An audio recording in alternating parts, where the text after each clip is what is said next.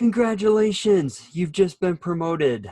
Hi, I'm Daniel McCrane. I help people get ready to take over key roles in their business. Today, I'm going to tell you how to feel better about your career in just 100 days.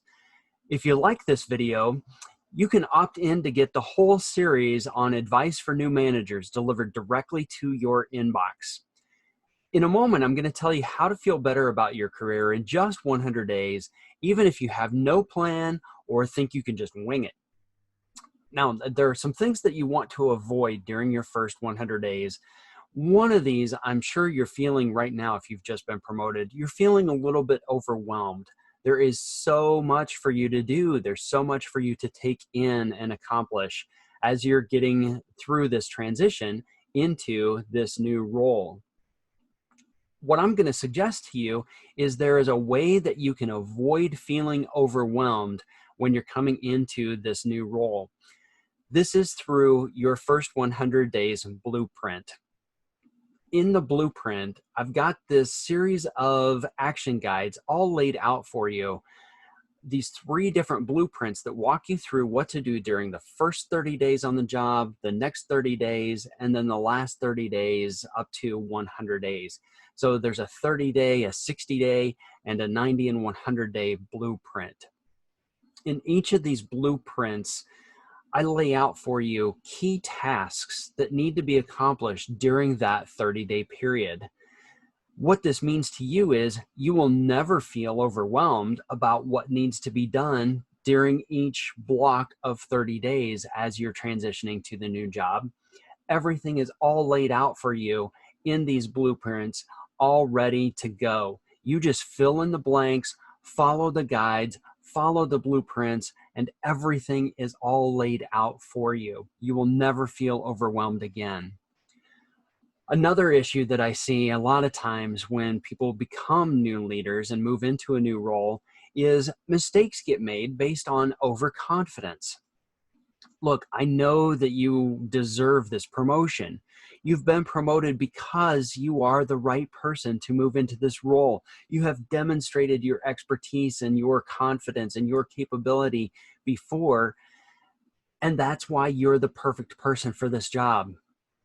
That's also why you might be overconfident stepping into this role as well. There's some danger there.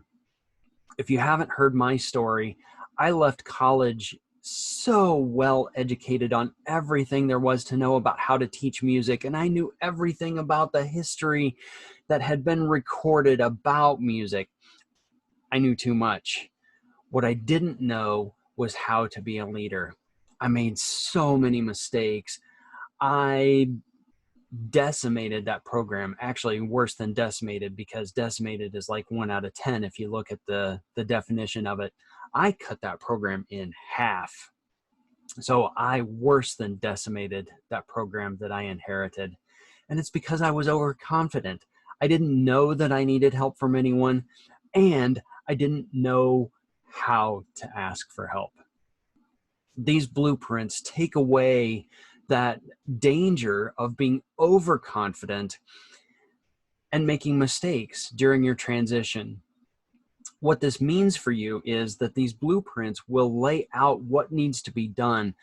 They will help you figure out who can help you through your transition and how those people can help you through your transition. Each one of these blueprints, with those templates and with those checklists and with those guides, will walk you through exactly what needs to be done and where your support network is going to come from.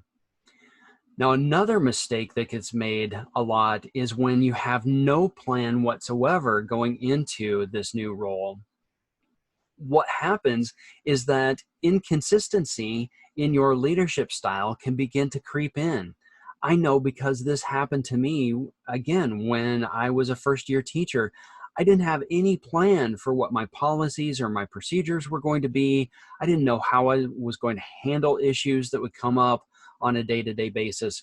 And so I would just make stuff up. I would come up with an answer for this student this day, and it was different for this student the next day.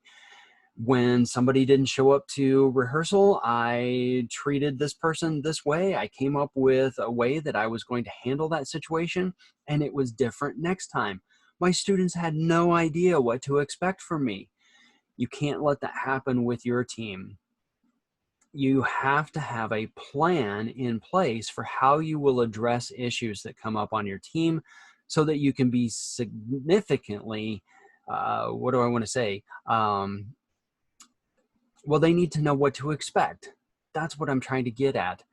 Your team needs to know who you are. They need to know that you'll be consistent every time there's an issue.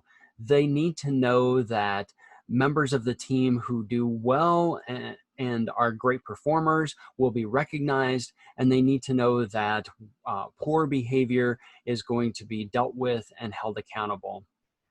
And that's not person by person, that's behavior across the board. They need to know that you will be consistent with all members of the team, no matter who that person on the team is, you'll deal with that behavior. What this means for you is that these blueprints have suggestions in there about how to treat your team.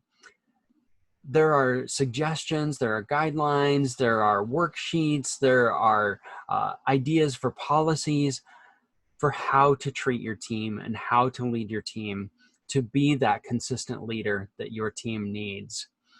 Now, your first 100 days blueprints address all of these problems that new leaders have as you're moving into this new position.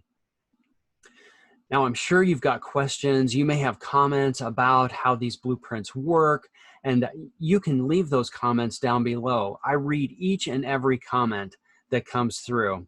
And remember, if you like this video, you can subscribe to this channel and click the bell to be notified every time I add another video. You can also opt in to have that whole series, Advice for New Managers, delivered directly to your inbox. It's 10 videos of things that new leaders should do during the first 100 days. Now, I'll see you in the next video. What would you do in the first 100 days as a new manager?